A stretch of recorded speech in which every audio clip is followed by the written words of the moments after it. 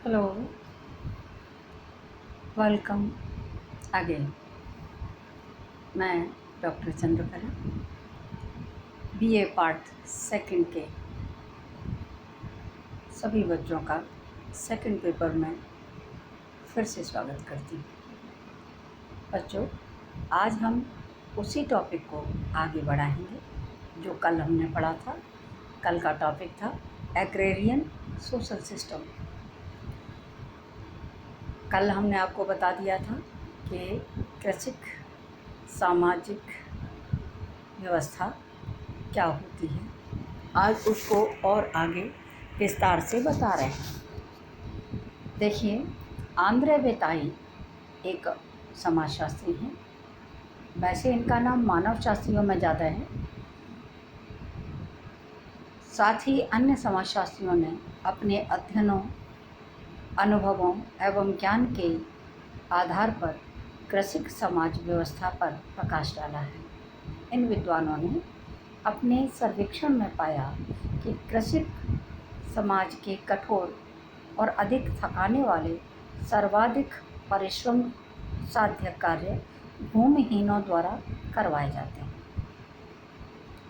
ये समाज के निम्नतम श्रेणी या स्तर के व्यक्ति होते हैं।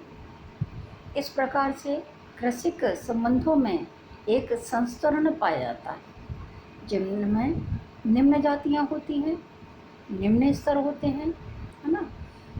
और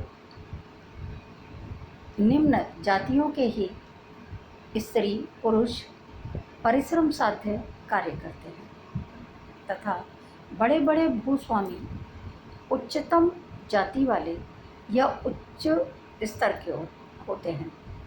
तो यहाँ दो भागों में पूरा समाज डिवाइड हो गया। एक वे जो जिनके पास साधन नहीं है, भूमि नहीं है, और एक वे जो भूमि के स्वामी हैं। उत्पादन के सामाजिक संगठन को श्रम के आधार पर भी वर्गीकृत किया जा सकता है, जैसे पारिवारिक श्रम, किराए का श्रम, काश्तकारी या किराए पर भूमि जोतना।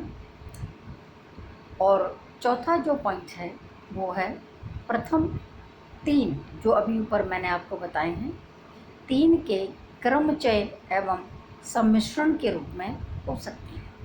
ठीक है, यहाँ तक बात स्पष्ट हुई। अब मैं आपको बताती हूँ श्रम के आधार पर उत्पादन के सामाजिक संगठन। तो वो मैंने आपको पहले भी बताया, पारिवारिक श्रम जिसमें परिवार के व्यक्ति कार्य करते हैं, किराए का श्रम जिसमें मज़दूरों को हायर किया जाता है मजदूरी पर, और तीसरा है काश्तकारी या किराए पर भूमि जोतना।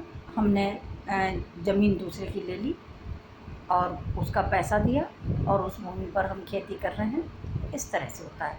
चौथा है प्रथम तीन के क्रमचय एवं सम्मिश्रण के रूप में कार्य करना। अब बच्चों आगे देखते हैं।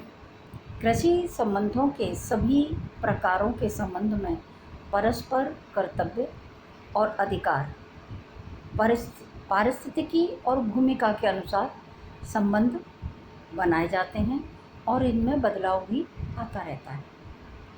इसके पूर्ण ज्ञान के लिए ग्राम समाज शास्त्रियों को विभिन्न प्रकार के संबंधों में बंधने वाले ग्रामीणों के सैद्धांतिक और व्यवहारिक रूप से क्या क्या अधिकार हैं, वो उन्हीं के आधार पर आप इसे समझ सकते हैं।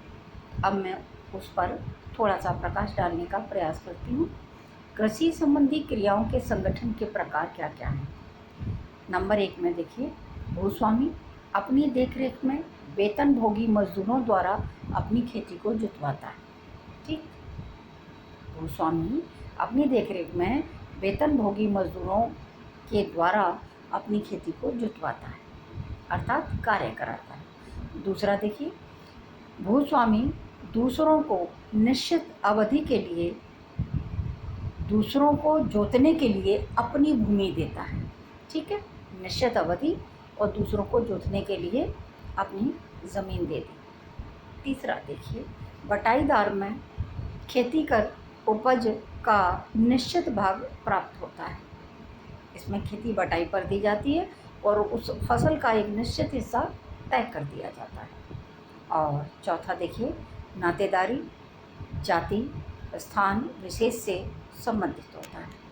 इस तरह से मैंने आपको बताया कृषि संबंधी क्रियाओं के संगठन के प्रकार क्या हैं। अब देखिए, कृषक समाज का स्तरीकरण क्या है।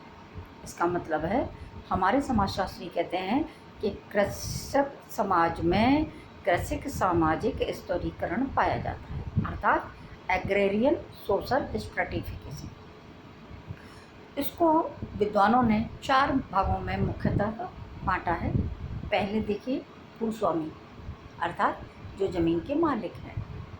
दूसरे, भूस्वामी खेतीहर, जो भूस्वामी के साथ साथ अपनी खेती करते हैं। तीसरे, बटाईदार, जो दूसरे की खेती को बटाई पर लेते हैं और फसल का निश्चित भाग उनको देते हैं। चौथे, कृषि श्रमिक,